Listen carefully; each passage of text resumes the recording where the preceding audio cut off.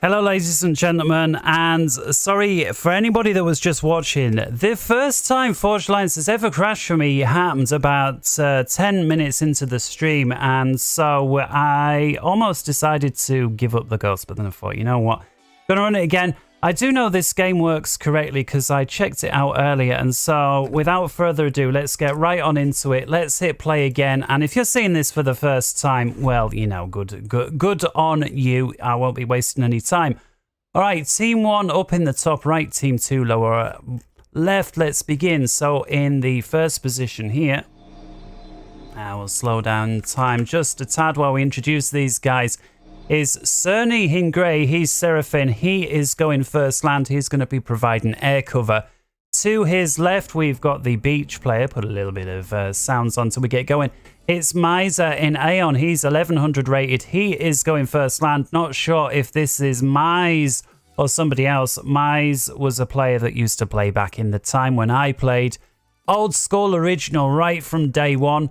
Over on the rogue position on Team 1, we've got here in red UEF. He is going first air.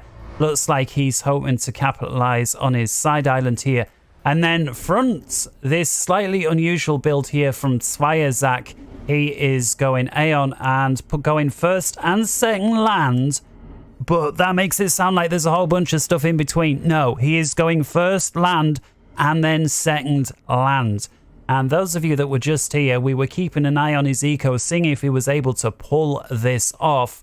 Let's slow that right down and we'll come back to that. So on his opposing side, by the way, Zak, I should say, as well as being Aeon, is, and this horrible mustardy colour, is the top rated player in the game at 1900.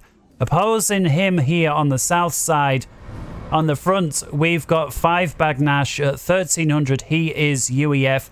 He's going to be opposing him.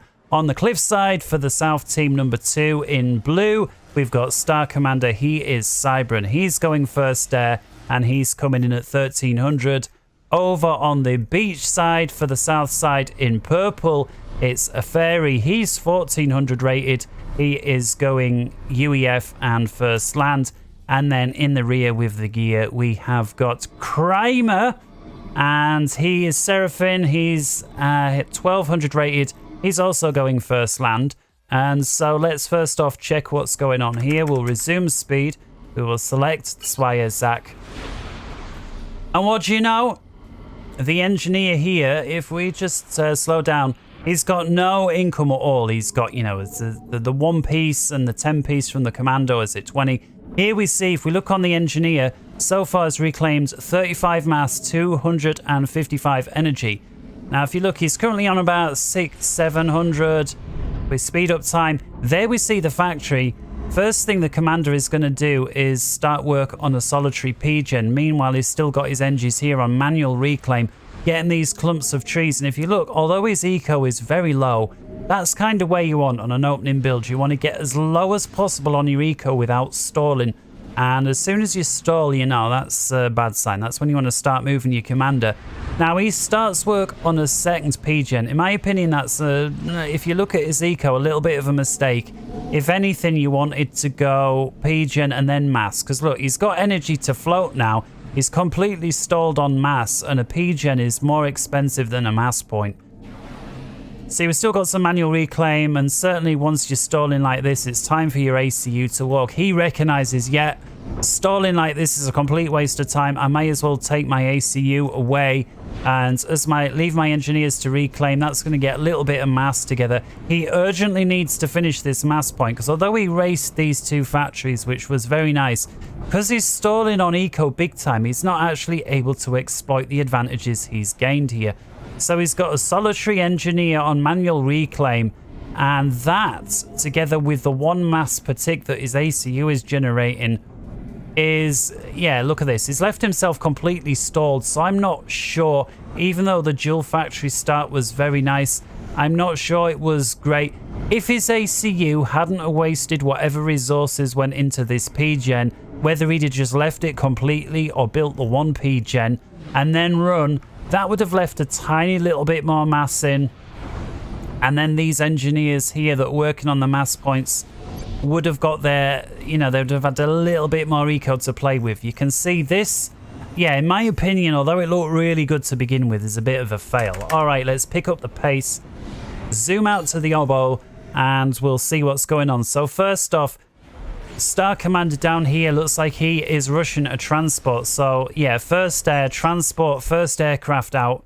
He wants his side island, no question about it. Now, one thing to point out here, by far the strongest player, Zviazak here at 1900, is up against a 1300. So he's 600 points ahead. But all the other guys are 200 or 300 points behind their opponents. So overall, we've got 93% balance, but it very heavily tips in favour at the front of Team 1 here, and all the other positions Team 2 by a couple of 100 points or so. As I've said, in my experience watching replays, what usually happens in a situation like this where the games are balanced because one guy is very strong and then the others are slightly stronger on the other side, but the one really strong player is the one who basically survives as his team gets picked off, and he gets more and more eco to manage, and basically the strong guy goes from strong to incredibly strong and wins. Doesn't happen every time, just in my opinion the majority of the time. So we see a Star Commander, he's leading his transport out with a scout ship. I guess that's just to see if anybody's there. If he did run across an enemy interceptor, I mean, there's nothing he can do about it. So it's just, I guess, just to let him know you can land and start building. We got a couple of labs here on the runaround from the front. So 5 Bagnash having to deal with these. And you can see here he's got a scout in there as well, so he sees the second lab there. Is he going to be able to pick that off? It's going to be very close. That flare there with 4 kills, that's a veteran. This one here very badly damaged with 1 kill. You can see 5 Bagnash still moving in. This was used to happen quite a bit back in the day, but then what used to happen was when you went up with ACU, typically you'd have 1 scout running up the left, 1 up the right, and it would cover it. And if you picked up an enemy lab over here, because it had already been running from here, the other guy had to pump that out early. You then pump out a lab or 2 or maybe a striker to deal with, because it's far closer to your base and a lot more time's gone by. It was much cheaper for you to produce relative to the bad guy. Again, for you to produce a lab, let's say 60 seconds into the game, is far more expensive for somebody who's 5 minutes into the game to produce a lab, you know, because it's an exponential game.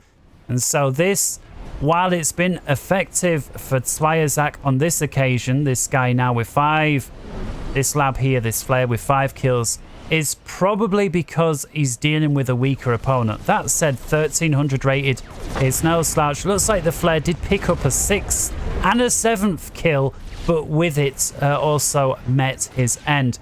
And so now 5 Bagnash with nothing but engineers left in his base, so it was just as well he killed that because he had nothing left, is going to be able to continue there. And here, as we've said before, this was never meta in my day. It was ACU versus ACU. You've got a beach guy running up the side here to make it a 2-on-1. You got a beach guy running up here to make it a 2-on-2. Sometimes you'd get somebody running in an ACU, nabbing a bit of mass and running away. Sometimes they'd run, and worst of all, whoever did it, you know, really sod you from like 10 years ago. They'd bring in a transport ship with a couple of engineers, they'd land, they'd grab the juicy bits of mass, and then that would be it. And then they'd set the engineers on reclaim if there was anything left, and you'd think, sod you. Meanwhile, this 2-on-2 going all right here for the south side. Looks like ACU electing not to grab any mass, but just to keep focusing on the ACU. Zviazak recognizing the issue, turn that down a bit, and is happy just to reclaim these wrecks. You can see there's 911 mass in each one of these Salem wrecks, and about 300 to 400 in each of these, 200 and some in the smaller. But overall, still remains about 8,000 mass there, essentially. We got engineers here as well looking to capitalize on the mass, and so mass flowing into people's coffers everywhere. If we take a look on the reclaim, Squeegee Metro so far having bagged 2.4k. He, of course, being the cliff player. A lot of that will have been the rocks that line up this entrance to the cliff here, but 2.5k reclaim on mass. That's really impressive. You can see here why that is. He's got a whole bunch of engineers doing these factory reclaim orders that enabling him to get a lot of eco there. For the other, we've also got Swiazak with 5.7k, so that's in large part due to these Salems. But it does look like now... what's this guy doing? Yeah, so this is a classic example. Miser, he sent his ACU down. He hasn't helped much. It's very much a 2-on-1. He's just in the drink pinching the mass. This was... I hated this kind of play from a so-called team player. This was more of a hindrance than a help. He needs to come out and pick up some of these units, and indeed he is doing. So I'll let you off, Miser. Meanwhile, again, T1 bomber early harassment early on against a front Setons player is brutal because you're needing your micro to deal with the enemy. You're needing tanks and artillery and engineers.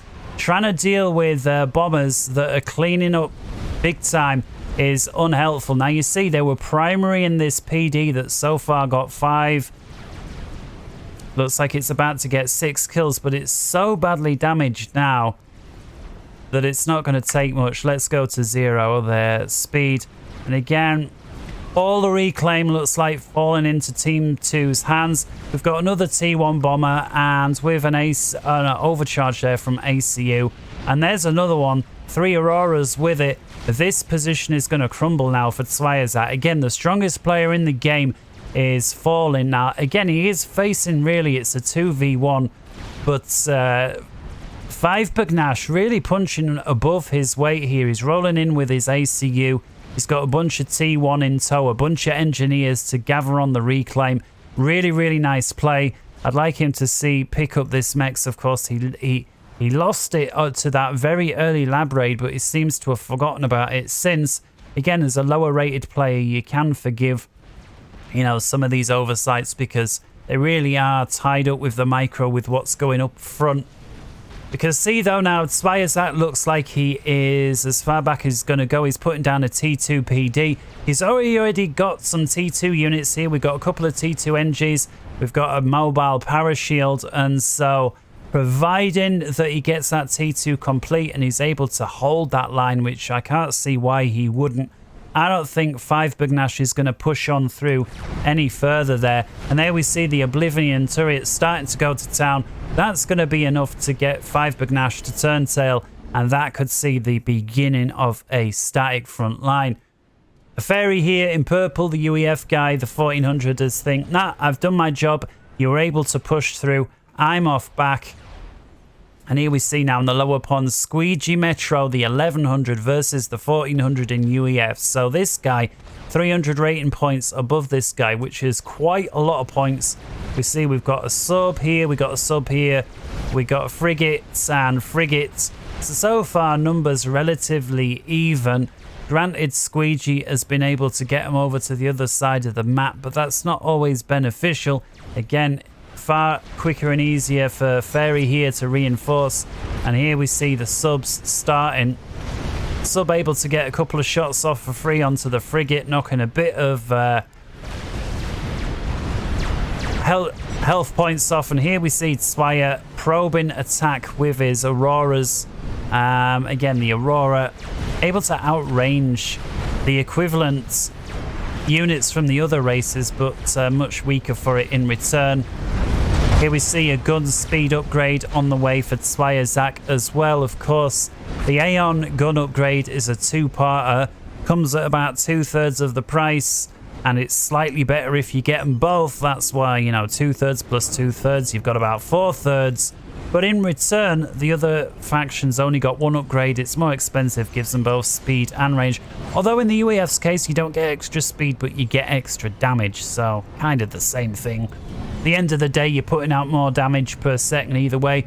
And yeah, the UF guy, he actually, I beg your pardon, didn't go for gun. He went for tech. He's put a T2 down. In my opinion, that T2 was far too ambitious. He should have put his T2 behind the T1 point defenses. If nothing else, the T1 point defenses would have absorbed some of this. You can see he's got a couple of T1 PDs left. He's got a handful of units left. He's throwing his units forward. in a desperate attempt to try and counter, but he's just not got enough. It's too little too late. And this is just a waste of time putting plasma point defense down. You've got enemy units that outgun and outrange, putting T1. And again, what's he doing with the T2? It's far too far up front. Put it behind your T1. This guy cannot roll through with 3, 4, 5 T1 point defenses. Put a T2 down. Yeah. Yeah, that was a mistake. If he'd have put a couple of T2 down here, this guy can't roll through because of these T1 point defenses.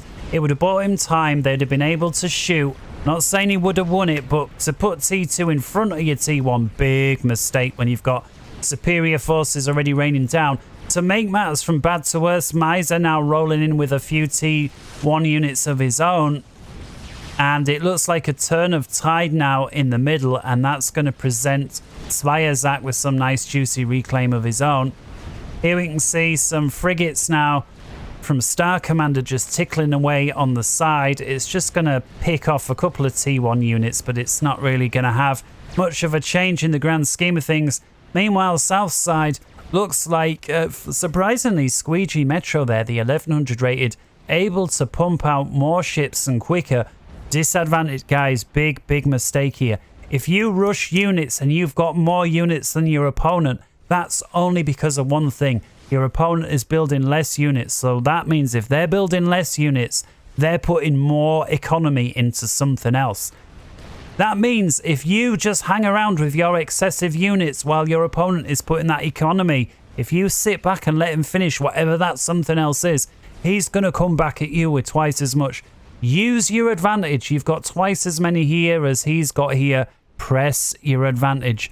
Not pressing your advantage is a huge mistake because you've only got an advantage now. Again, because your opponent's going to have one later, all other things being equal. And nice to see now Squeegee hearing me through the past and starting to press the advantage. Meanwhile, topside, Miser. Nice to see here, massive Navy Yard expansion as well as on his base. Nice to get quick reinforcements. And again, your naval yards, it's not just that they provide ships, they also provide engineers that you can pump out to reclaim battle, as well as hit points. You know, if your enemy starts rolling in and you mix your ships in and amongst your naval yards absorb a lot of hit points that would otherwise fall onto your ships. Looks like and again, he's the 1100 versus the 13, and looks like at least for now he's running rings around his stronger opponents. We do got a T1 and a T2 here. We've got is this the HQ? It is. He's focusing in on the T2 HQ. Question is, does he got enough T1 to tickle it to death? He's knocked about a third. See, these engineers are desperately trying to repair it. We've got a solitary destroyer out the door. I think he might be able to pick it off here. Factory down to about a third, and that's going to be a really nice pickup there from Miser, the 1100 rated, punching well above his weight there. The 1300 is going to be feeling pissed off at that. I certainly would be. And with that, the HQ is down. The cruiser there, the Cybran cruiser, doesn't get finished, and with that 10 points over to Miser there. Well done to you, sir. Meanwhile, we've got a dropship coming down here from Cerny. Looks like a whole bunch of arty units are going to land right next to the PD. Let's see if that's any good. Nice to see the air player getting involved in something other than racing T3 air. It's taking a lot of damage. Oh, down they go. And managing to get a load, one volley of arty shells off, and basically for naught, managing to halfway damage a T1 torpedo launcher. So very nice to see there, Cerny, a lower rated rear position player getting involved early in. Shame. We got a push on mid notification here. So yeah, team 2, the front guy says, hey, get your navy up front, push. By the way, this I have never seen. We've got a front player here, UEF. He has got a radar unit. He's got a couple of T1 anti-airs and what looks like not a single offensive unit, not a single tank. He's the front player, for goodness sake. He's not got a single tank. So if I was top team now, And looks like he may be about to run a scout through, although it could get... Yes, okay, so he's not got a shot. If I saw that there isn't a single offensive unit here, I would push my army through, because if we zoom in, it looks like 5 Bagnash is doing one thing and one thing only, and that is teching up. There is no military expenditure here whatsoever. Literally none. He's capping off his T2 mexes. We're 15 minutes in. He's upgrading mexes to T2. There is no This guy is rife for the taking. This is a mistake if Team 1 don't recognize. They don't got to kill him. They just got to kill off his eco-in. We see Miser here with a dropship up front with a bunch of NGs. I wonder what he's planning there. And so, yeah, Miser looks like he's got his side island. Squeegee's got his side.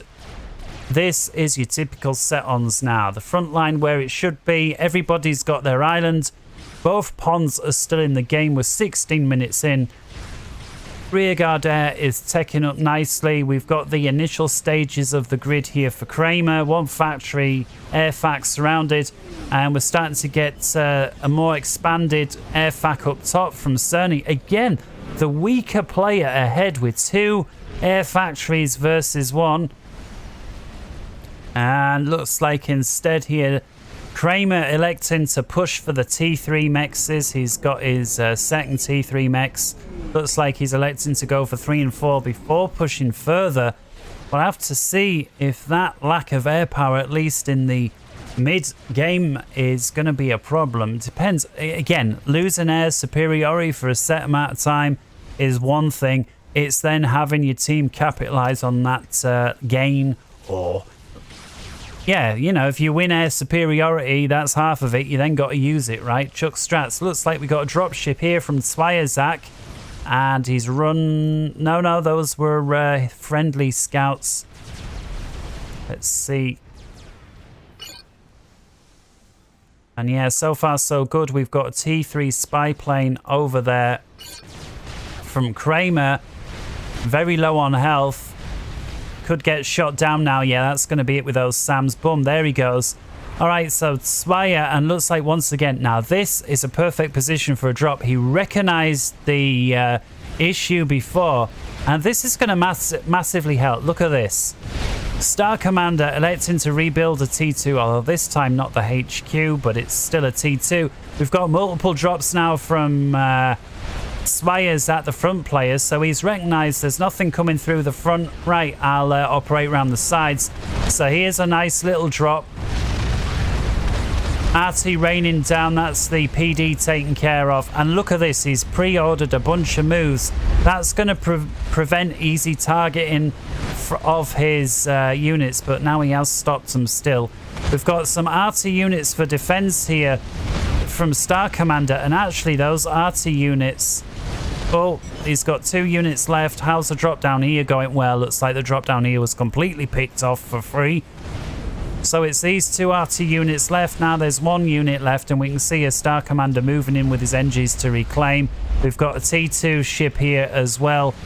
Cruiser from Cybran's direct firing. That RT unit has had it, and there it goes. Boom. Still a nice pickup. A couple of mexes. We picked off the factory as well as the PD. If he'd have microed those units a little earlier and not let all those RT units rain on it, that would have been a complete success, I think. Alright, so now in the lower pond, Squeegee looks like he's still operating exclusively on T1. We've got about 1 million frigates here. And he is up against what looks like a far more cohesive T1/T2 with a shield.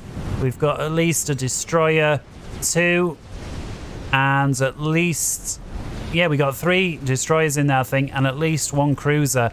Now, the cruiser, of course, puts out long-range missiles as well as providing what's basically a floating mobile SAM site. And so this here is, in my opinion, far superior force to this one here. However, it does look like he's inferior on numbers.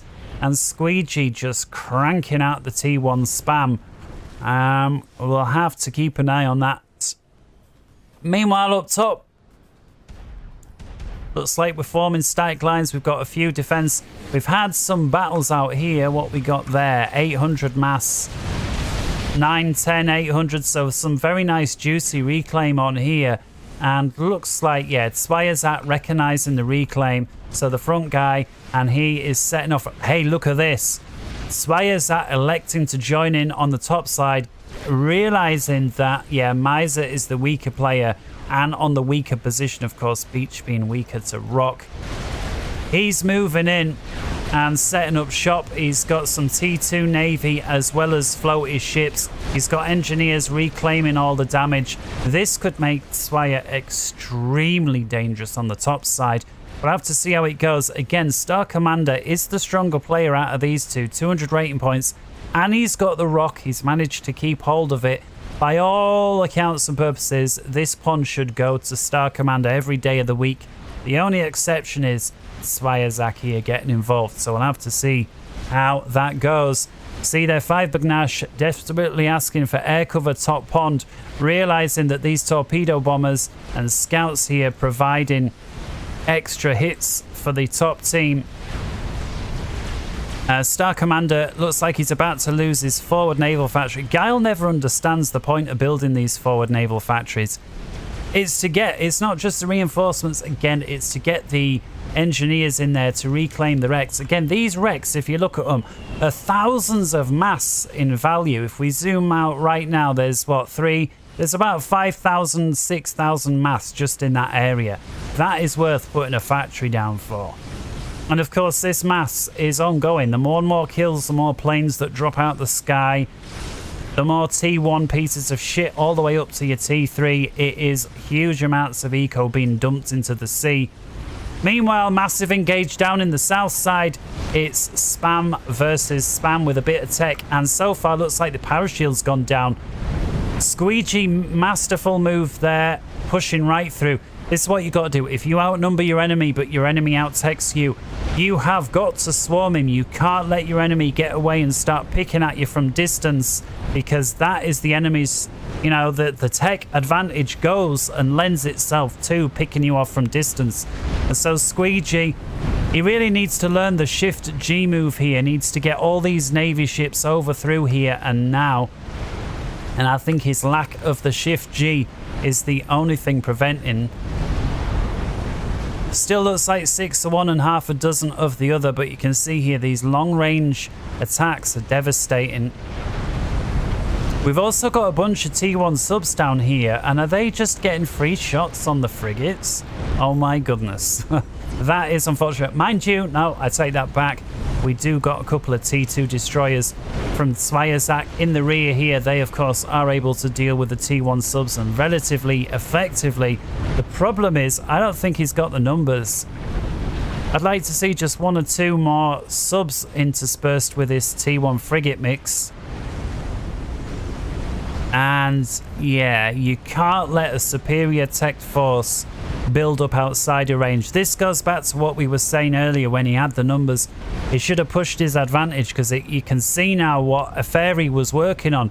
He was working on teching up and T2, and as soon as he had the numbers with T2, he was there. He didn't wait. As soon as he felt he had the advantage, he pushed in, and he's still pushing the advantage, and it looks like he's about won, especially with these subs that have basically been getting a bunch of kills for free. The numbers don't actually show it as well, but I think they've shredded far more hit points than... And yeah, look at this once again. Fairy drops engineers in, factories right up front. Guarantee you these factories are going to be putting spam and engineers out. Spam and engineers.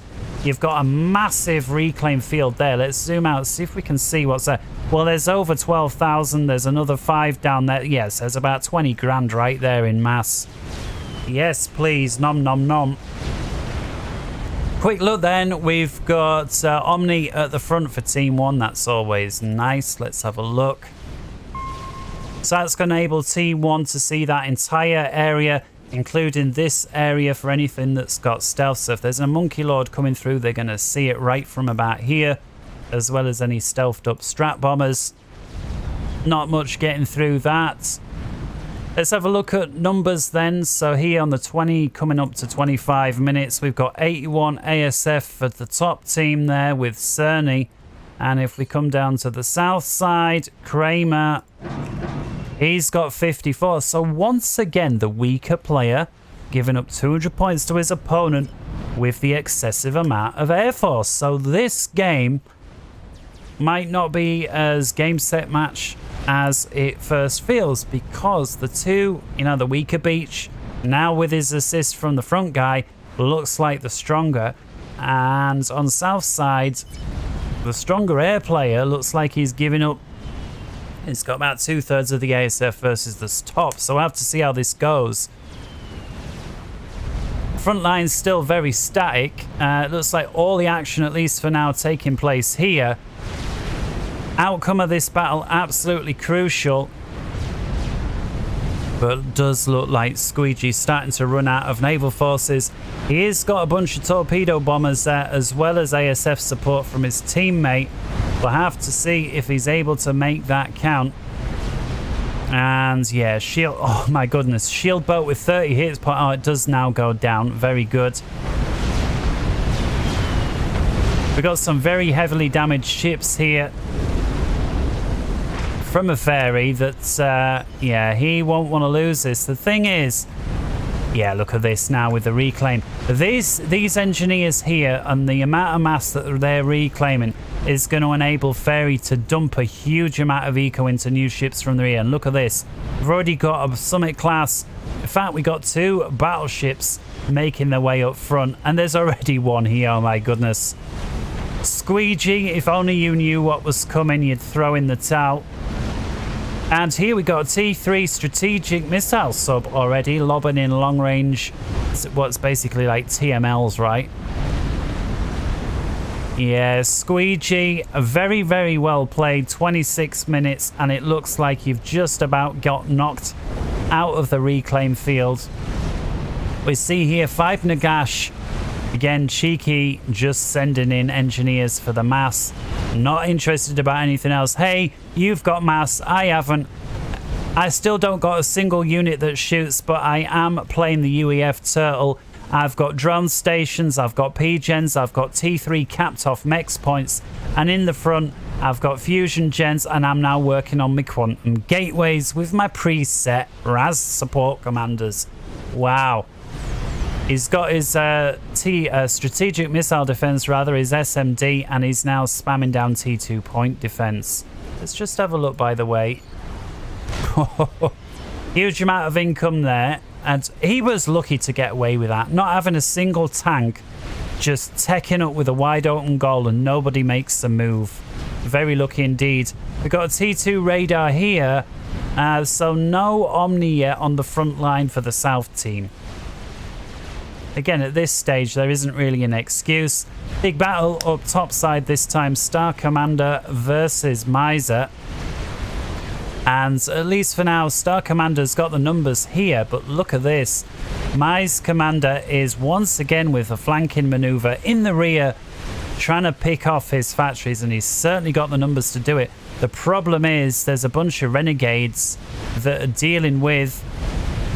He needs to inflict damage with this T2. Instead, it looks like... this is a mistake. This is a mistake.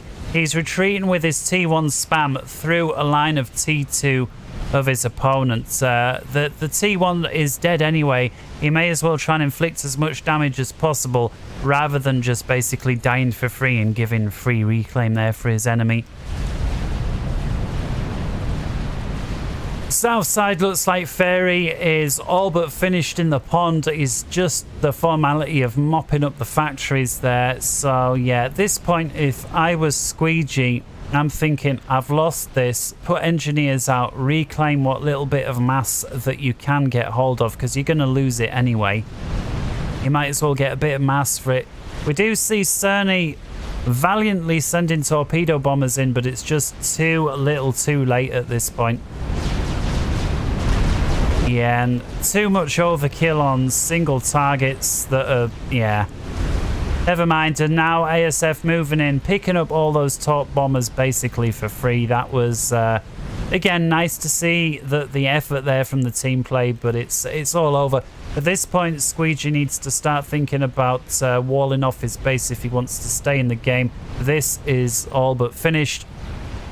Top side, meanwhile, looks like Miser, reversal of fortune here, together with his teammate with a T3 Omen class battleship. GC coming down. Oh my goodness, he's pumping out the Omens. Look at this, a second Omen. How quick did he just build that third aircraft carrier? This is real time, 0 speed. 29 and 50. How quick is he? Oh, what the hell?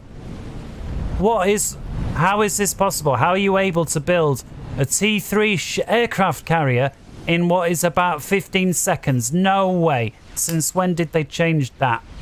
Well, if he's able to carry on cranking T3 ships like that, I'm sorry. Top players, top ponders had it, but just as well, because it looks like bottom ponders had it for the other team. We've got the battleships firing in here on the T3 Naval HQ. Engineers trying desperately to repair the damage, but this is just tipping eco down the drain at this point. But Squeegee, he has had it. Again, more valiant torpedo in defense from his teammate there, Cerny. This time he is going to town on the priority targets, the larger battleships, but again, I still think it's too little too late. We're talking about delaying the inevitable by a handful of seconds and just dumping ever more amounts of eco into the drink. Oh! We see there the GC picking up the ACU there from 5 Bagnash. Totally your fault. With the T2 radar, no intel on the go. They should have known better. 5 Bagash, the UEF turtle, doing nothing but turtling and going down for free against a solitary GC that by all intents and purposes should have seen. He's left a huge amount of eco for his team to sap on. The problem is his team has got nothing. There's nothing here to stop this GC just wandering in, and it looks like the GC is intending on wandering in. He's got naval coverage on the top flank from his teammate there, Zweier. Well, they're on the same team. And so this here, very nice. Got a whole bunch of T3 broadswords here. This GC needs to come over here towards his flat wall. Looks like he realizes it too late. Broadswords are going to pick the GC off given enough time. GC does now move towards his flak screen. This flak screen here is going to get a lot of free shots off onto the air. See there, Kramer recognizing the threat, pulls his ESF way out the way of the flak. And there, one broadsword going down, but one broadsword for a GC is a very nice trade indeed. GC does get a little rank of vet last moment, but it's going to go down regardless. All right, 2 broadswords for a GC. I'd take that any day. Bong. Meanwhile, Southside Fairy now is almost complete of knocking Squeegee out. Congrats to Squeegee for even being able to hold on for 2 minutes here. Fairy, I think, being a little bit over meticulous at this point. I think he could have pushed through a lot earlier. I guess he just wanted to make absolutely sure he was throwing away the least amount possible. Here you see Squeegee, these engineers helping and repairing one another. I'm not sure, how do you get engineers to automatically help each other like that? Surely he's not microing that. There you see an attack move. So he is moving in, trying to get a little bit of reclaim there, but he ain't going to get none because he's right next to a bunch of enemy ships. And yeah, here you see he's starting to wall off his base. We'll have to see if he is able to hang on to that. Meanwhile, south side, and looks like something moved along here. Okay, so it's a couple of T2s and Aurora's T1s moving in. I guess they were caught unawares, but this time he's had a bit of notification and he's putting T2, although most of the T2 firing into the ground. But yeah, it doesn't look like much more there is going to get through, especially now he's built a Cerberus turret that can actually shoot over the floor rather than into the hill. All right, top team, yeah, massive defensive structures on the way here from Squeegee. So at this point, Squeegee's never going to win this. This is a downhill battle for Squeegee. The only question is, how long can he hold on for? And yeah, if he can pick off little bits like that, Yeah, little things like that are just little victories, but again... and somehow he's got 2 ships left, 1, and bang, that is it. Squeegee officially ejected from the top on the 34th minute. Well done to you, especially considering the weaker player there. Giving up 300 points to the other guy who is now about steamrolling him. But I have to say, Squeegee is walling himself up really nicely. See massive bank of TMLs coming in here. Up to see, I assume he's aiming for the battleships, and indeed he is. You see TMD rather, coming up everywhere, and at the end of the day, only 1 missile gets through, and even that gets knocked down by the shield. So complete waste there. Here we see support commanders coming in from Fairy, trying to encroach onto Squeegee's area. We do got Ravagers here from Squeegee, so I'm not sure if this is going to be successful, but with this huge battery of TMLs from these cruisers, he may actually get in. As long as he can keep these support commanders alive long enough. We shall see. But looks like now the front line here on Squeegee's defensives going down big time. See, we got RT batteries and shields, and they're basically gone now. Battle cruisers and, yeah, the battleships. These are just going to knock through this like hot knife through butter. 10 for effort, though. I like to give me 10 points. I'm going to give 15 in this case to Squeegee. He is... all his eco is currently tied into trying to defend his base. There's 0 offense here. It's just a case of hanging on as long as you can.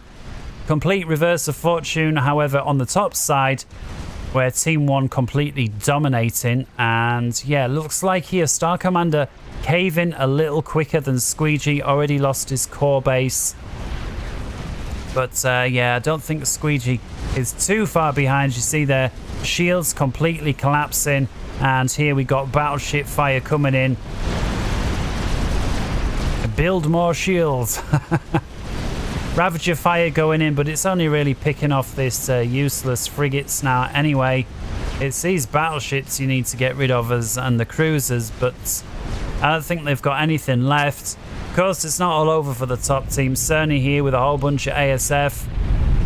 Support commanders popping off there for Squeegee. Down on the south side, we've got an arse washer out from Kramer. Question is, does he have the ASF to look after that? Let's have a look. We've got, wow, almost 300 ASF there. A few shy of 300. And up top side for Cerny, 262. So relatively even numbers. It's about a 9 to 10 in favour of Kramer. Of course, with the arse washer as well. 8 kills so far. He's moving in. Let's have a look. Nicely placed bomb.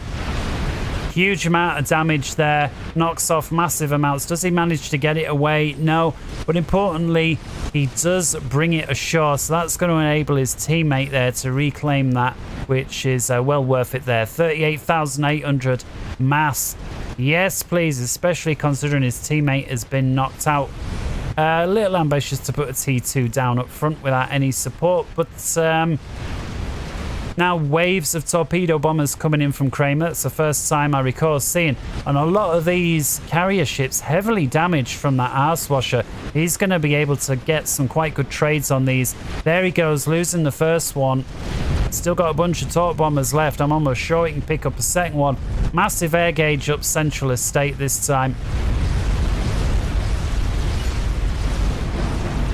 We got 140 bomb ASF left for Cerny.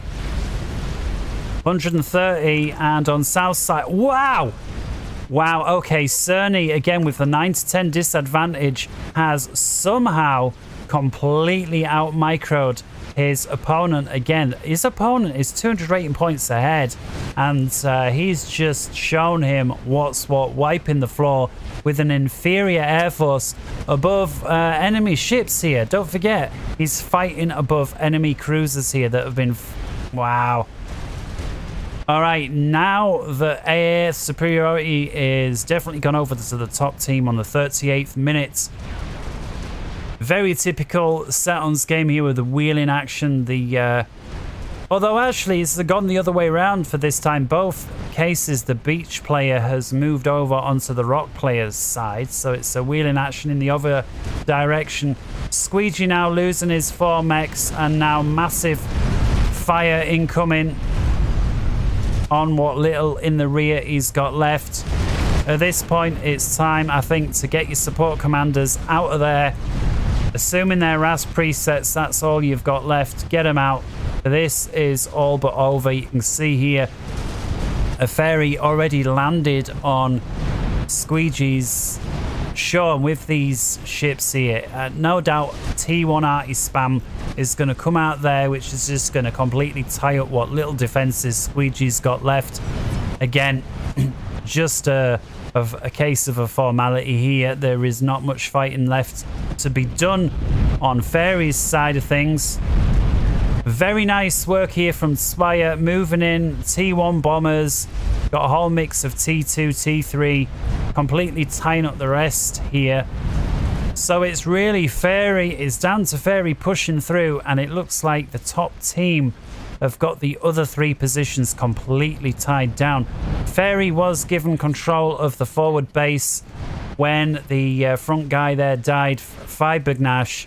Here we see drops coming in, but Swirezack basically doing the exact mirror opposite here.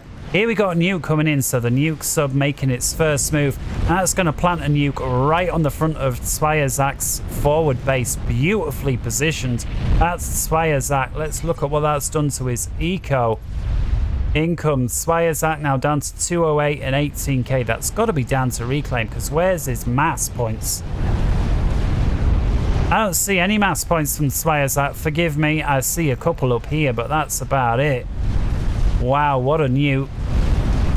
That's gotta hurt. And yeah, here we go. Squeegee pulling out with his support commanders. He sees the writings on the wall. He sees these mobile arties. Battleships. Yeah, it's all over now.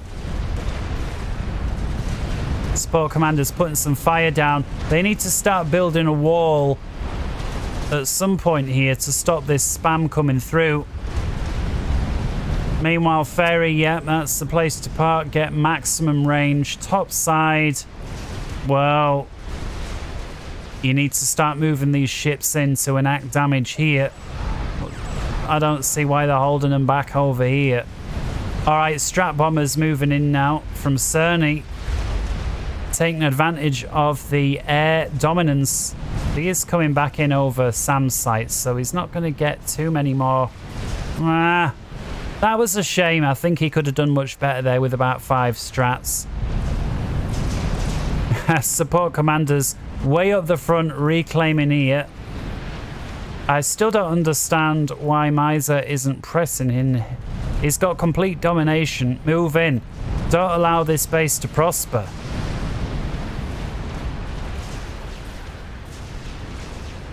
Yeah, look at this. All right, here we got this wall going up by Squeegee that we were talking about is essential. Point defense, some TMDs, shields, more TMD. And yeah, he needs to keep this spam out now, and you can see that's Fairy's only plan. Factories, spam, factories and spam.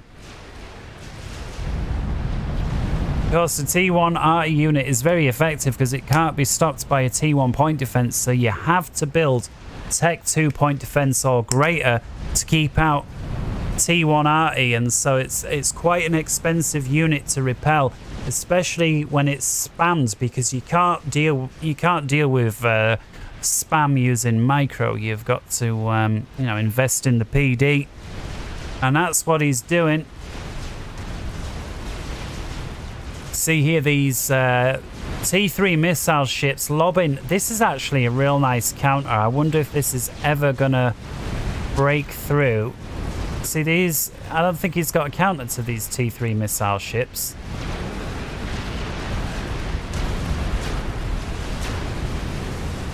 At some point they're gonna overwhelm, providing he keeps going. Now there's only 2 so far. But you can see they are landed and they are starting to enact some damage on these battleships. So eventually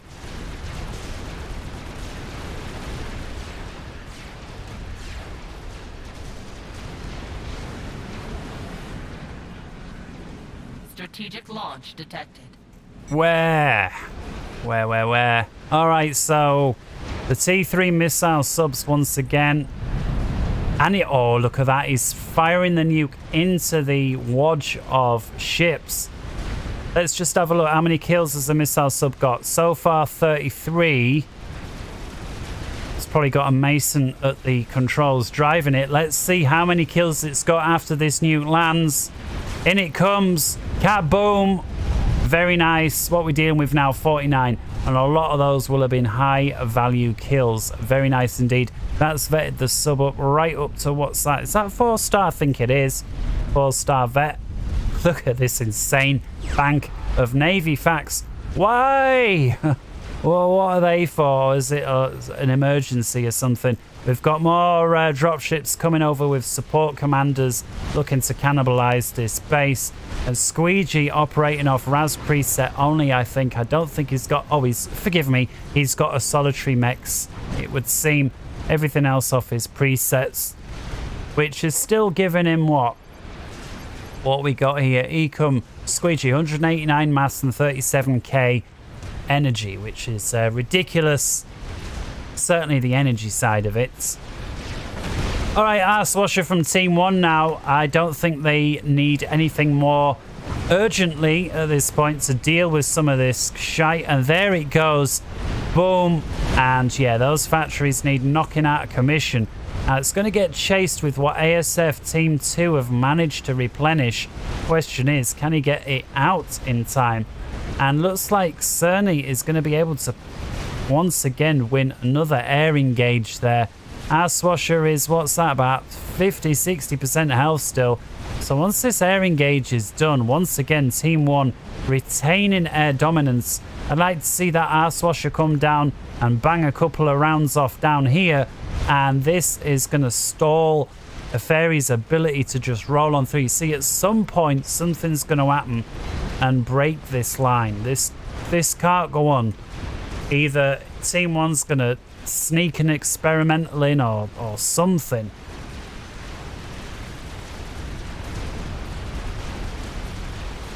Just really, really nice team play, nice wheeling motion on both sides. I really want to see Miser press his advantage here. I don't understand why he's got superior tech ships hanging way back. You could be moving these in and causing all sorts of headaches. Star Commander is basically building up in the knowledge that nothing can get him. Granted, he's not a threat. He doesn't seem to be aggressive. Although, yeah, you see, he's ecoing with his presets, so it's not like he's harmless either. And don't forget, these presets can be pouring energy into his teammate down here, who needs nothing but energy for his air grid. Holy shit, is that an air grid and a half?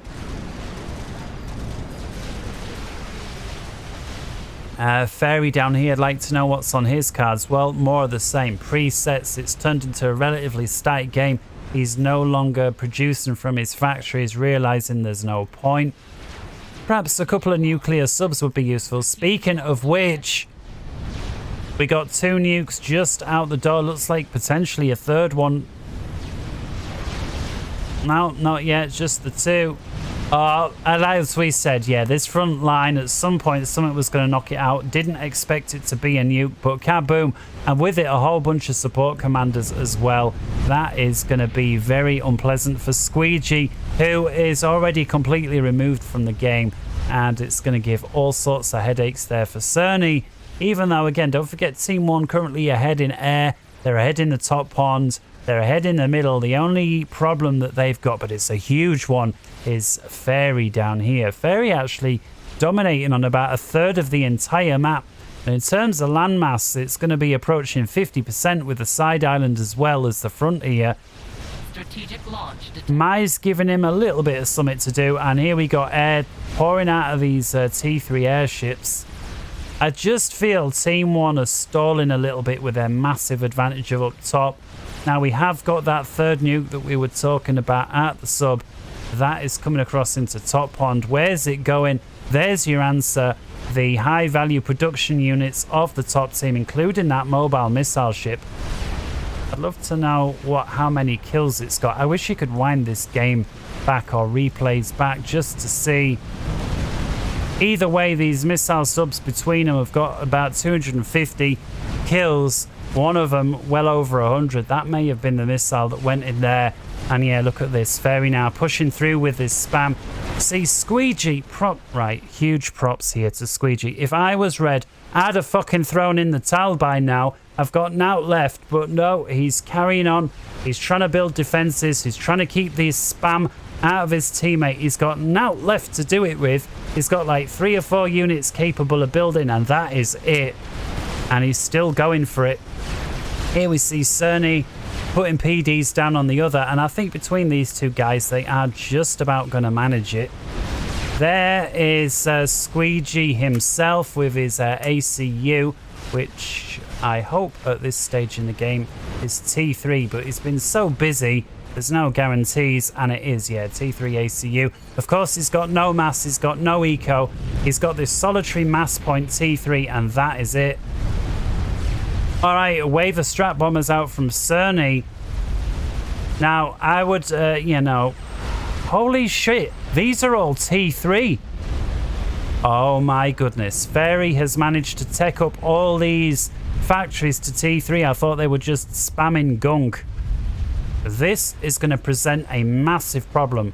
Cerny once again with his arse washers coming down. Very nice target opportunity here. Right over onto the support commanders that were building a fatty. And managing to shoot down a Tech 3 dropship. How did these ACUs survive at all? Beautiful target placement. And now we got some T2 gunships over from Slykai, recognizing that this is where it's all at. If Fairy manages to push through here, it's all over for Team 1. On the south side, meanwhile, it looks like there was a bit of a push down here with the GC. Apologies for missing that, but looks like, yeah, looks like that is over. They're going to reclaim the wreck. And probably, you know, 6 of one, half a dozen of the other. I don't think it benefited anyone, did that attack, really.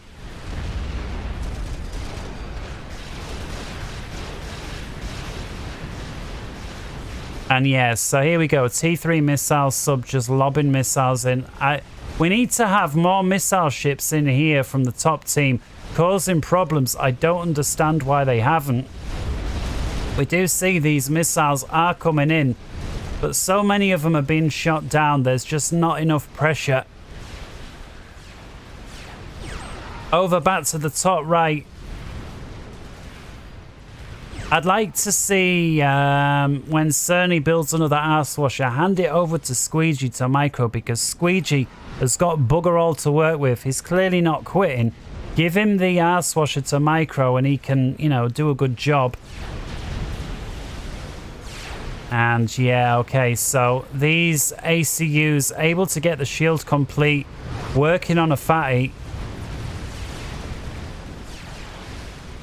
Starting to think, is this it? See, we've got reclaim here on the damaged Rex. Strategic launch detected. And another nuke out. And this, the first legit nuke I think we've seen in the game. Of course, all the other nukes have been out from the subs. Not that they're not legit, but they, of course, are smaller. And the nuke here coming down. Where's it going? And right into the middle of these T3 factories. This is hugely important, because the amount of damage that these factories are able to put out in terms of T3 bots is, well, it's uncalculable. A nuke there, another one there, and another one where these SACUs are. Yeah, that was essential. And now look, the T3 bots, they're just going to punch hole through this wall. We'll have to see how it goes with a fatty in the rear with its rolling arty barrage. This is just like World War I trench warfare. With your arty firing up, your soldiers following the arty from behind, and you guys here in the trenches with the ground shaking, screaming for their mums. And yeah, look at this. More nukes. Nukes as part of the strolling barrage. Is the writing on the wall as we come up to the 53rd minute. Send GC, he says. There's 2 GCs. Oh, and we've got a nice nuke there, finishing off the base for Team 2 there. Meanwhile, the nuke's landing over here on the forward lines for Team 1. Looks like one nuke makes it, one's getting shot down. Cerny right up to his base now. There are no more defensive structures in front of his base. Another nuke going down on this little line of defense. Bosch. Our Swasher coming in with a huge escort of fighters. And bang. Our Swasher right over the base. Doesn't manage to breach the shields. Question is, does it get shot down? And about half the health. Come on, man. I'm rooting now for the top team just because it feels like they've sort of been behind in some kind of way. Certainly, player of the game there. Fairy goes without question. He's kept his team in. Fairy pushing up here with SACUs, with spam, with T3 bots, with experimental units. His team flanking him up with strap bombers, arse washers.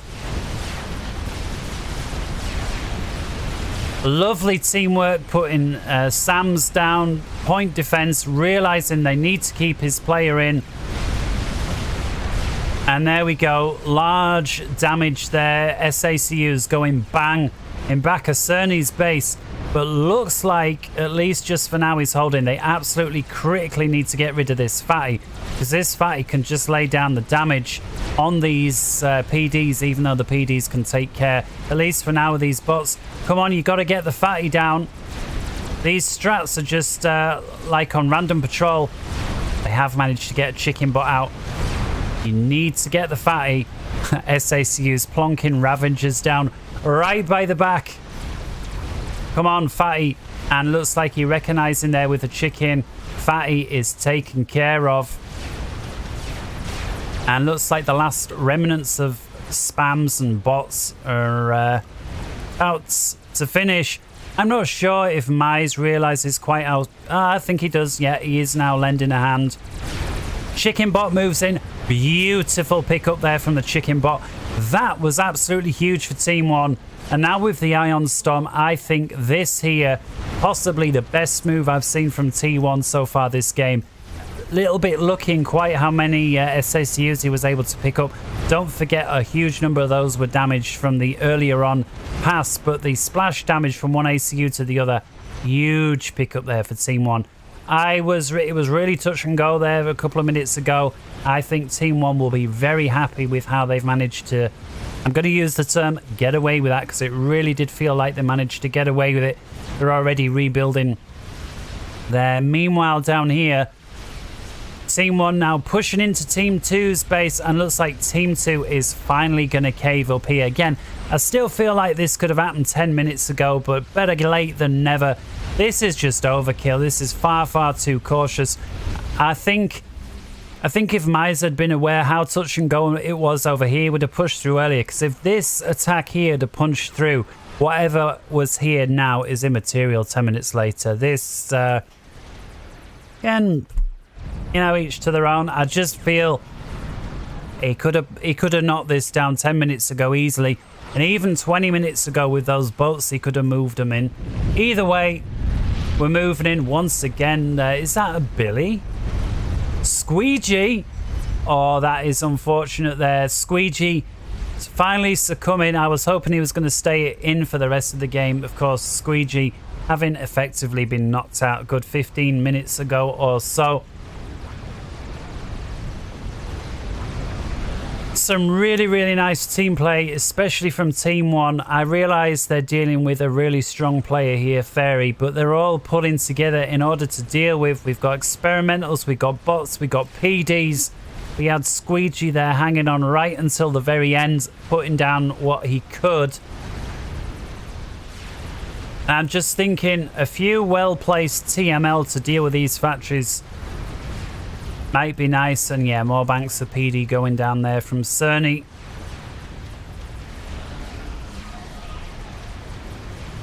And okay, so clumping up these GCs is really bad when you've got an arse washer over the head, because it's one bomb is damaging 3 GCs. And looks like Miser, recognizing the threat, is now splitting off his GCs.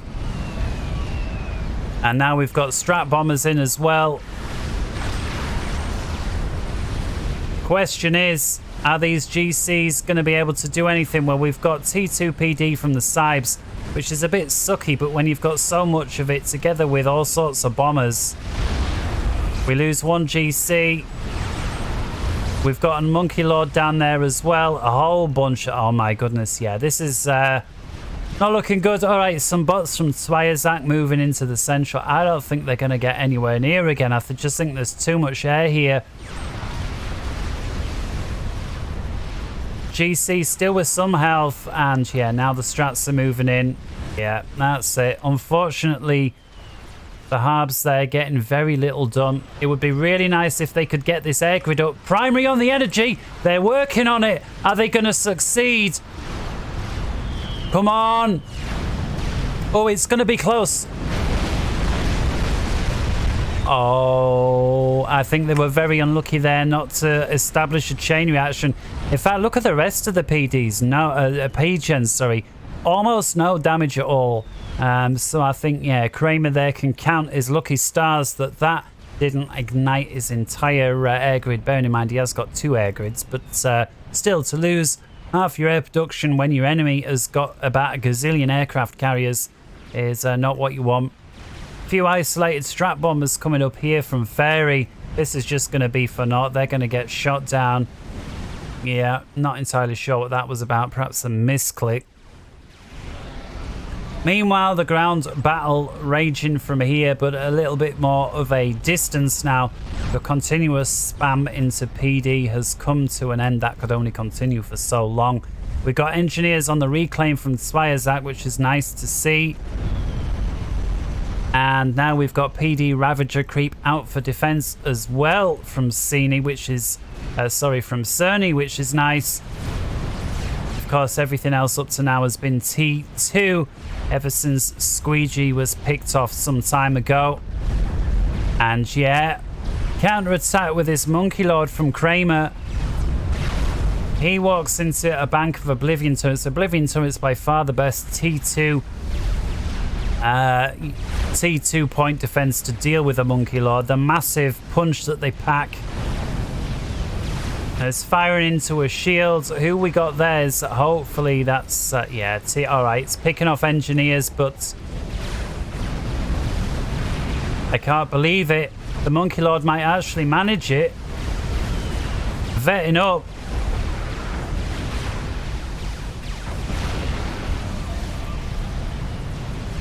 Alright. Fairy recognizing he can't punch through there. It looks like he's redirecting his spam over to Miser's base. But Mize, he's got a huge amount of PD. He does need to work on more, though. He does need to work on more, because this looks like, you know, Cerny by chance has got this PD wall here, but that ain't going to last forever. We got Artie starting to rain down.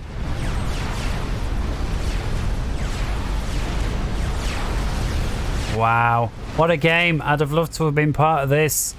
Strategic launch detected.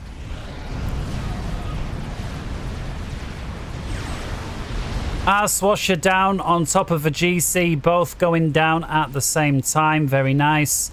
Is that a nuke fired into there? Oh, it is. A nuke into the air area there from Swiazak. This could be an expensive one. I realise the splash isn't quite as big. Let's see. I guess he's going to lose that aircraft carrier hanging on with 1,400 hit points. So he loses 1 aircraft carrier, as well as the support commander that was in the water. So could have been much worse there from Swiazak. I think losing 1 ship and 1 SACU to that. Another nuke out here. Fairy just is playing well above 1,400 rated here.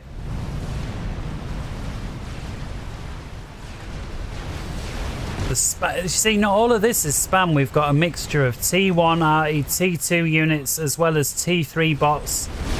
And now a SAT unit out from Cerny. And this may be one of those times where we see a SAT unit, I was going to say used defensively, but no, it's not. Nuking on the encroaching base here from Zwiazak. And this looks like, once again, a change of hands. Nuke down, trying to skirt down the side. Is it going to break through? Beautiful pickup. That is a shitload of support commanders just gone up. Very nice pickup there from Team 1. Both teams getting great pickups, making great mistakes.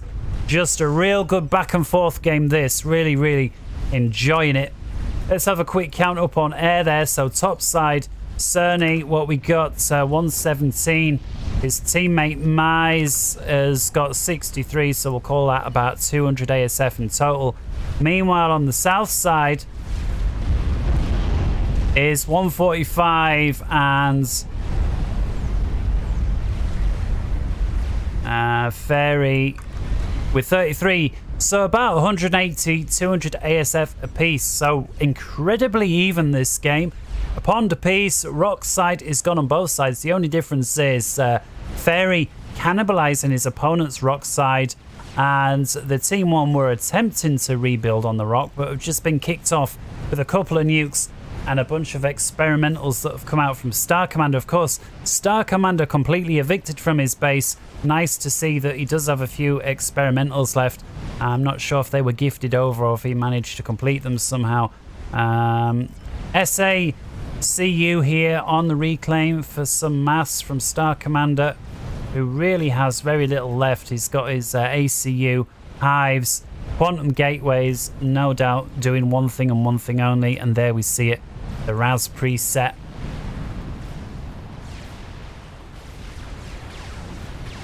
This is what I really like. One of the things about the Monkey Lord, with the stealth, they're able to use their gun here at range, and providing the enemy guy can't see it and doesn't pay attention, you're basically picking shit off here for free. Support commanders going down, and a fatty now from Cerny. Cerny, by the way, for a 1,000 rated player, is also playing really, really well. I think he is well above 1,000 rated.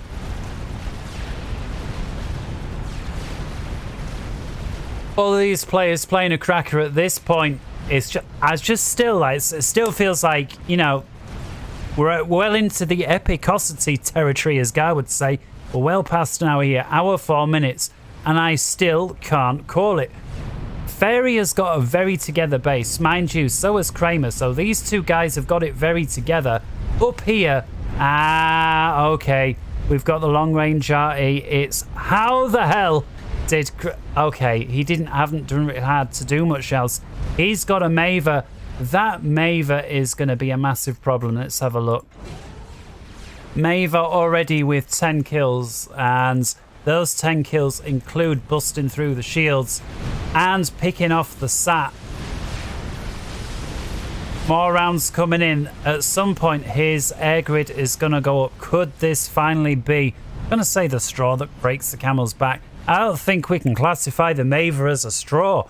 I think this is a game ender, and this could be it. We see now Fairy spamming out with the SMDs. We've got 1, 2, 3, 4, 5, 6, 7, 8, 9, 10 SMDs. Fairy knows what's good to him. He knows his opponent's got a shed load of T3 subs and then some. A whole wave of strat bombs here. How many we got there from Kramer? 19 strat bombers. Just wow. And at this point, it finally feels like it's tipping into Team 2's direction. Team 1, I just felt needed to be a bit more aggressive, but it's by far not over yet. We got 3 donuts with air cover moving in. What can we do? Team 1, by the way, still got air. It's just... yeah, look at this terrible placement of PD, just shooting into the cliff wall here. Although this fatty is doing the Lord's work there with 225 kills and counting. Let's have a look then. It just kind of feels like it's down to what these donuts can do. We've got mass air cover there from Mize. He totaling, it looks like he's been given all the ASF. It's 300 ASF. Down goes one of the donuts. 2 remain. Massive air battle remains. One donut, 50% damage. Down goes the second donut. Bang. One donut remains. But Team 1 has got total air. Surely that was... How did the third donut just die? Unbelievable banks of SAMs. I think that could possibly explain it. And it just kind of feels like that was the last. Just feel... Wow. Air grid's just gone up. Swayakai with a massive strat bomb rush. Was one a distraction for the other? Beautiful run. Swayakai, make use of your strats. Don't lose them. Oh, he's moving in on the Maver. Oh, Swayakai. Wow. Once again, showing what players are made of. Takes out the game ender. Maybe the game ender is not the end of the game. Team 1 in a remarkably good position to... Ha ha! Look at the way that SMD chased after that nuke. Very nice. I'm so glad I caught that on camera. Sometimes you see that sort of shit and you think, oh, I wish I'd... And I finally got it. Meanwhile, we've got a counter-strike rush here from Team 2 running on to Team 1's base. Let's have a look what Team 1 can see. Well, if they haven't seen it before, they can see it now. Sam's going out. Oh, what is this? Oh. Huge mistake there from Team 2, Kramer. Yeah, you ran out of APM at that point. You could have slung them all in. He's got 3 or 4 strats left and not a single bomb makes it through to target. That is unfortunate. Star Commander looks like he is detonated with a whole bunch of strat bombers there from Cerny. But just as I thought Team 2 looked like they were getting a handle on the win, it now looks like Team 1. Kramer decides it's all over. He's still got an air grid, so perhaps a little... no, he's had it. Bosh! Kramer dies there to Cerny's strats, so I'll take that back. I don't think he could have got under a shield, even if it tries. And that leaves Fairy controlling the entire eco there for Team 2. Question is he going to stay and try and win? I don't know. I would say he's providing he can outlive this strat run. It's a 50-50. He's about 50% back up with that Maver. He's got a shed load of Sam. He's never going to win airback, but he's got so many Sams over his base that I don't think it matters. Obviously, he's going to struggle with anything that moves out, so he's going to have to rely exclusively on long-range weapons like the Maver. More nukes coming in, and this time looks like Team 2 trying to pick away on Team 1's air grid. We'll have to see. Monkey Lord's moving in. And sub-nuke here. Is it going to break through? Well, I don't think we've got any SMDs. Oh, we do. I take that back. And SMD dealing with the nuke, no problem. More nukes moving in. We've got nukes moving in on the south side. This, of course, is kind of... a good one because you've got not just the mass point here, but you've got the quantum gateway with a few drones here. Didn't see SMD there. 700 hit points with a solitary missile. Very nice. One more nuke moving in. That gets shot down. Kind of feels like Fairy is hanging on to it on his base. As long as he can hang on to his base, he's got the eco and the production ability to keep this attack going. While he can keep this attack going, Team 1 cannot rest. And it finally looks like it's petering out. Fatty here. Oh my goodness. 493 kills on a Fatty that's only 2-star vet. That kind of gives you an idea of the kind of junk it's been taking out. 495, 497. I want to see a Fatty get 500 kills because it's not every day that you do. And there you are. A 500 kill Fatty that's only 2-star vet. Well done to you, sir. Perfect placement. Now you see, if Fairy had a spare APM, he'd have put a couple of TMLs here and he would have TML'd that Fatty. Chicken bot coming in at this point, 1 hour 10. All the players are going to be exhausted. I remember playing Supreme Commander. Any game that went on for more like 50 minutes and an hour and you add on the lag, because some players going to be lagging. More like 2 hours game time. You're going to be absolutely exhausted. I'm certainly exhausted commentating on this one. And it's not yet over. 1 hour, 10 minutes. Nice to see Swayakai showing his high rating and making use, picking off shit down the side. We've got Fairy trying to consolidate, but it looks like for the second time, Team 2 encroaching on Team 1's rock, of course. And for the first time in what feels like ages, a counter-attack from Team 1 into Team 2's. And looks like they're going to get it with a bunch of blazes, no less. I'm just wondering, has Fairy gone AFK? Like, it doesn't feel like he's playing.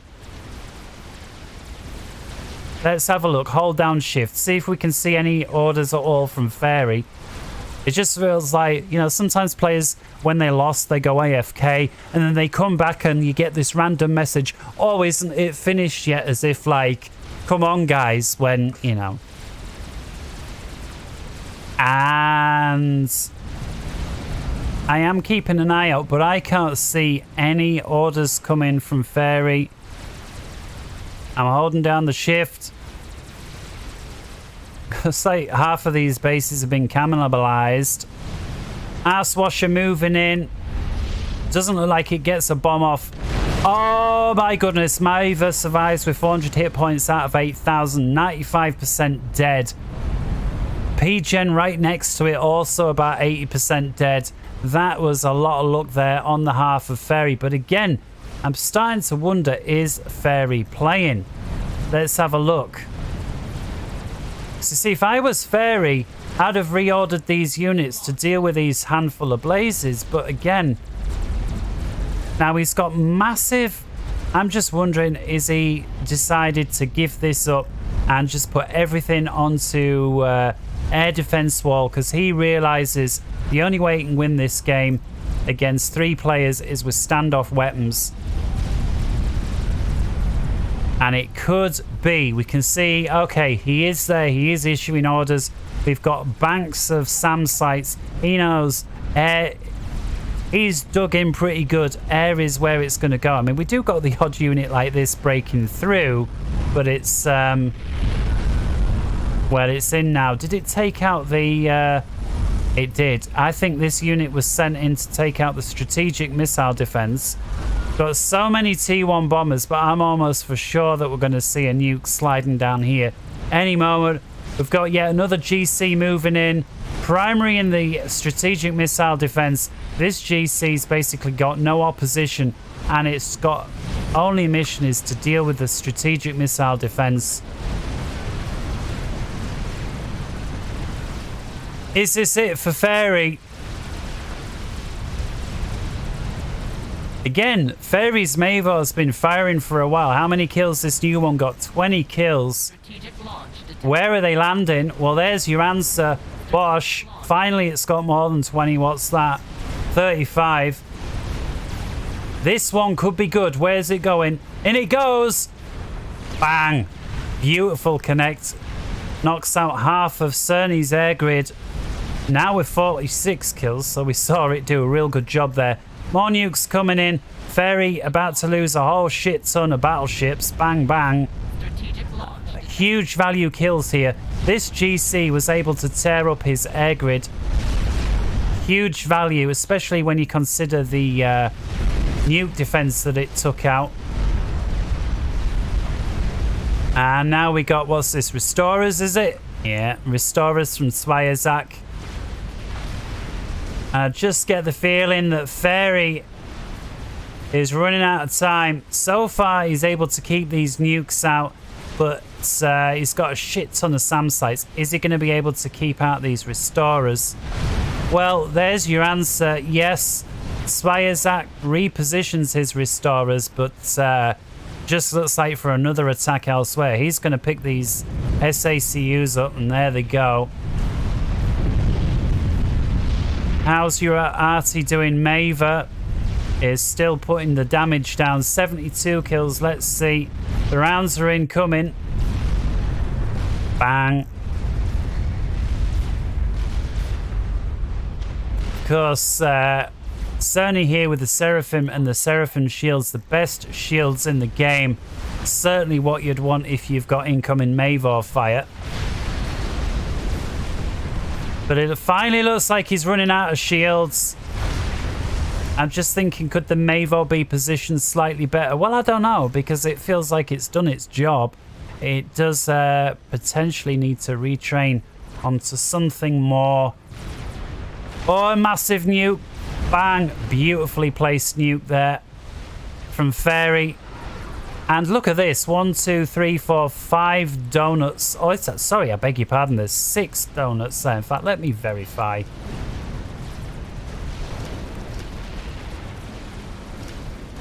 I'm not actually seeing them because I'm seeing the ships on board. But to me, there's 1, 2, 3, 4, 5, 6 donuts there from Miser. We've got continued donuts on production. Of course, the donuts have their own air defense. Question is...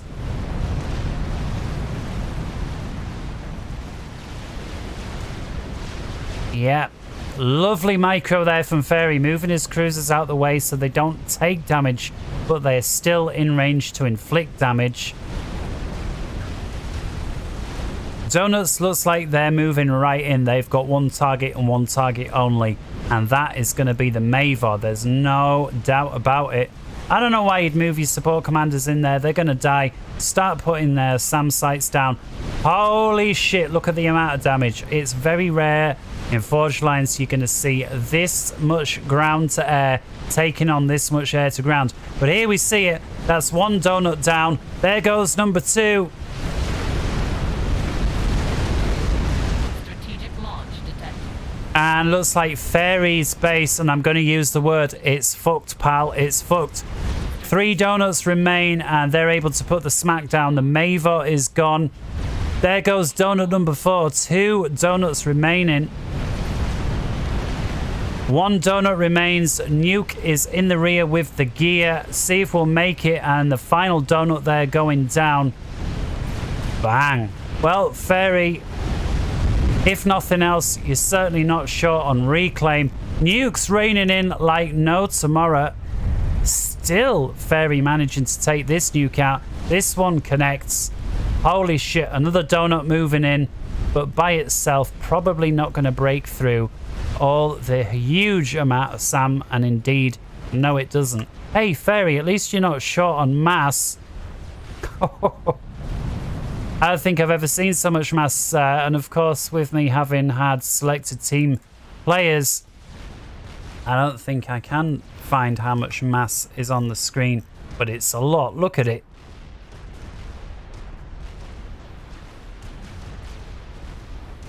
Probably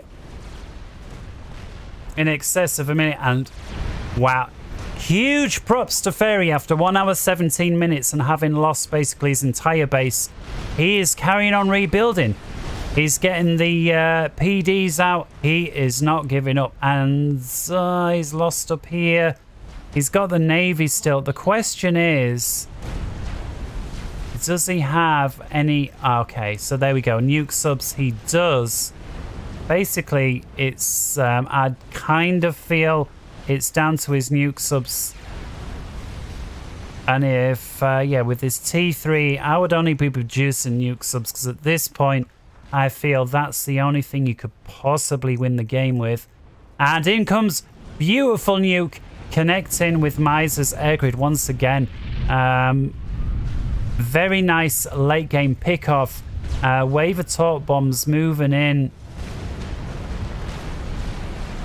Yeah, okay, so looks like at long last, after an entire game dominating the lower pond, looks like Fairy's finally going to lose it. He loses one of his strategic missile subs. And looks like Miser did have his second one selected for a while. Fairy recognizes it, moves it out. Loses a shield boat. And yeah, look at it. He's looking for it. He's looking for it. He's looking for it. And he finds it, and the immediate order to lock on. He recognizes there was something there. Spires that with yet another experimental unit out. More support commanders going pop down there. And that is Fairy completely evicted. And for the first time in what feels like forever, Team 1 finally regaining control of what is rightfully its own domination, or its own area rather, to dominate. More support commanders going pop. Fatty's here with 18. Yeah, Fatty, perfect units. And look at this.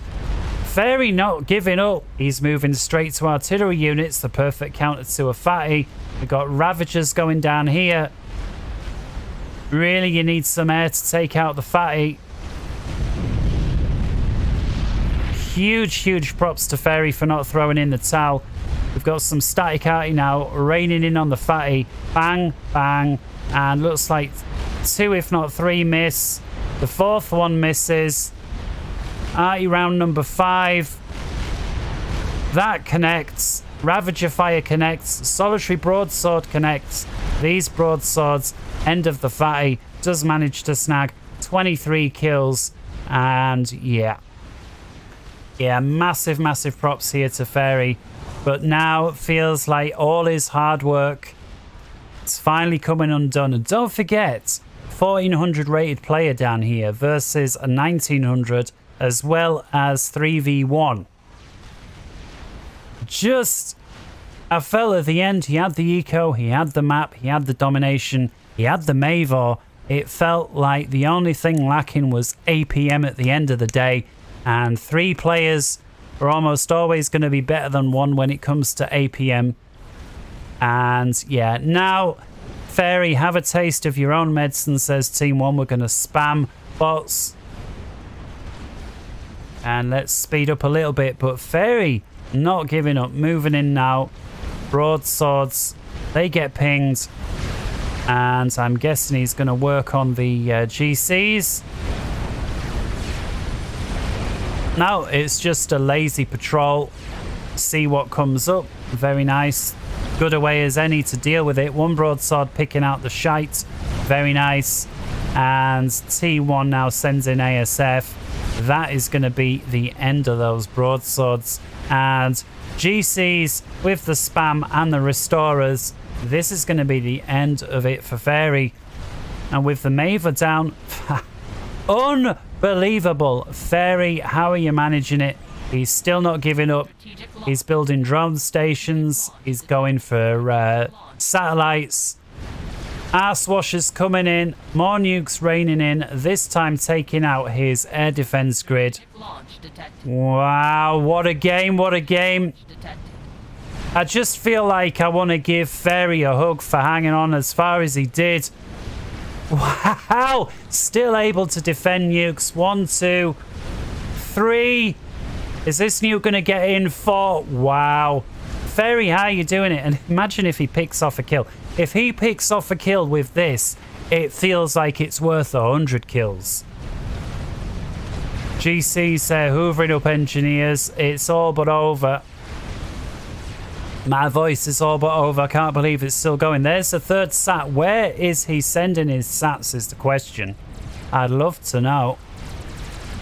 Is there any way we can see, or do we have to hunt around the map? Well, there's 1. And here's 1. And then, of course, the other one's just been produced. It's really nice to see him pushing on all fronts. Kind of like the Germans at the end of World War II. Where you look, they'd lost, but they're still fighting on all fronts. And obviously, it's only on the last 2 or 3 weeks did they capitulate in towards the Americans while they carried on fighting the Russians until the very last day. Fairy finally succumbs. Nice game. GG's all round. 1 hour, 23 minutes, 25 seconds. One of the longest games I've ever seen. And by any regards, was that not boring? Very well played, everyone, especially to you, Fairy. Just wow. Till next time, guys. Happy New Year. See you later. Take care. Bye-bye.